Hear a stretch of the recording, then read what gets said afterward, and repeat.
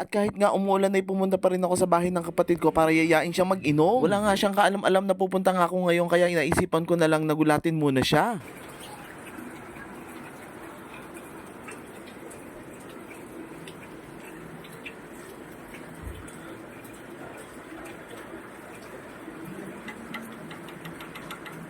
Nay! Babak na! Ina ka! Visit ang baklang mo. Nagulat ako, hayop ka. Taran! Saya! Hi! Hi!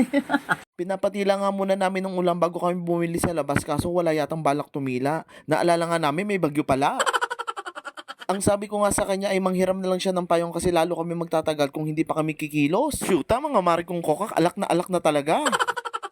At sa wakas nga ay nakahiram na siya ng payong sa kapitbahay nila kaya dali-dali na nga kaming umalis para bumili ng alak. At kitang-kita nga ang ngiti sa aming mga muka. Ay naku mga bakla, hindi halatang suga pa kayo sa alak.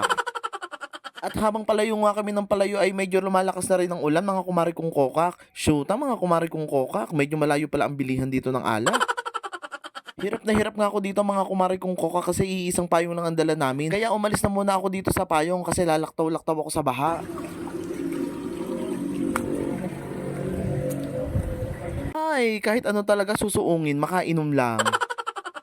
At sa wakas nga ay nakarating na rin kami sa aming pupuntahan mga kumari kong koka. Medyo binibilisan na nga namin dito kasi mukhang bubuhos na ang malakas na ulan. At dahil nga iisa lang ang payong namin ay sigurado ako na mababasa kami mamaya. At habang nasa loob nga kami ng grocery ay medyo kinakabahan ako kasi kapatid ko ang may hawak ng basket. Shoot, mga kumari kong koka, 200 lang ang budget ko, baka kung ano-ano ang kunin nito. At ayan na nga, may balak pang kumuha ng gatas, hindi mo malaman kung saan ilalagay. Medyo nagtatagal na nga kami dito kasi hindi na malaman kung ano ang mga kukunin. Gin at juice lang naman ang pakay namin dito. Kung makaikot nga kami dito sa grocery, kala mo naman marami kaming bibilihin pero 200 lang naman talaga ang budget namin dito.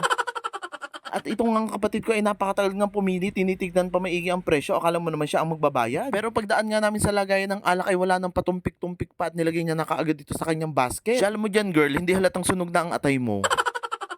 At kumuha na nga rin kami ng pasalubong para sa anak ng pamangkin ko. Mahilig kasi si Baby Saya sa mga ganitong inumin. At dumaan na nga rin pala kami sa mga frozen meat para sa aming mga pulutan. Medyo nakahinga-hinga nga ako mga kumari kong koka kasi kikiam lang ang kinuha ng halagang 27 pesos. Pero nagkamali pala ako kasi pumunta pa siya sa pwesto ng ice cream. Ang akala ko nga ay magtitingin-tingin lang talaga siya mga kumari kong kokak pero hindi pala. At hindi talaga masyadong makapalang mukha ng kapatid ko kasi talagang kumuha pa siya ng ice cream. Shoota mga mare, masyashort yata ako.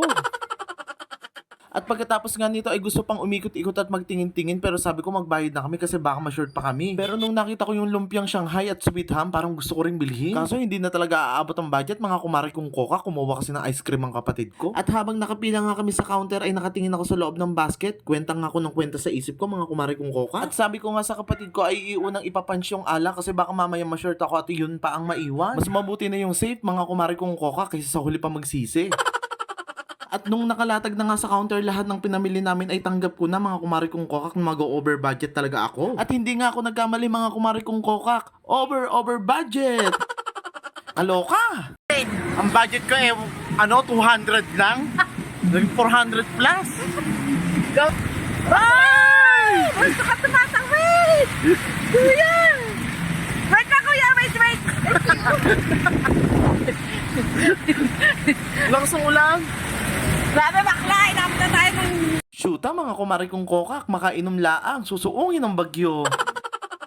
Mas lalo ngang bumuhos ang malakas na ulan dito mga kumari kong kokak, talagang basang-basa na kami ng kapatid ko. Sa lalaki ba naman ng katawan namin, iisang payong lang ang gamit namin. Medyo naiirita na nga ako dito at nagtatalsikan na yung mga putik sa binti ko. At sa wakas ay nakabalik na rin kami sa bahay nila mga kumari kong kokak. Sobrang basang-basa nga talaga ako. Pero okay lang kasi for the alak naman to. Pero parang hindi ko na kaya ang lamig mga kumari kong koka kaya nanghiram na rin talaga ako ng damit sa kapatid ko. Buti nga may nagkasya sa aking damit, sa laki ba naman ng katawan ko, pandalawang tao. At pagkatapos ko nga magbihis ay dali-dali ko nang tinimpla ang Star of the Night. Ang pinaka gusto ko nga sa part na to ay yung sinisindi-sindihan ng bote. Kaso nakailang try ako pero ayaw niya talaga mag-apoy. Sa mga puntong ito ay naiinis na nga talaga ako mga kumari kong kokak. Kaya ang ginawa ko ay isinalin ko na lang talaga siya sa pikyal at hinalo-halo ko na lang.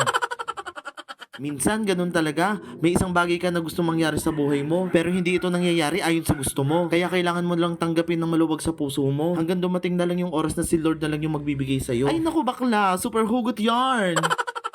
At eksakto nga pagkatapos magluto ng kapatid ko ay dumating na yung isang pamangkin ko para makipag-inuman din. Ay iba talaga, basta sa alak ang haba-haba ng paa. Kaya ano pang hinihintay natin? Unang shot kay kumari yung kokak. Thank you for watching mga kumari kong kokak, mga kumari kong etchesera.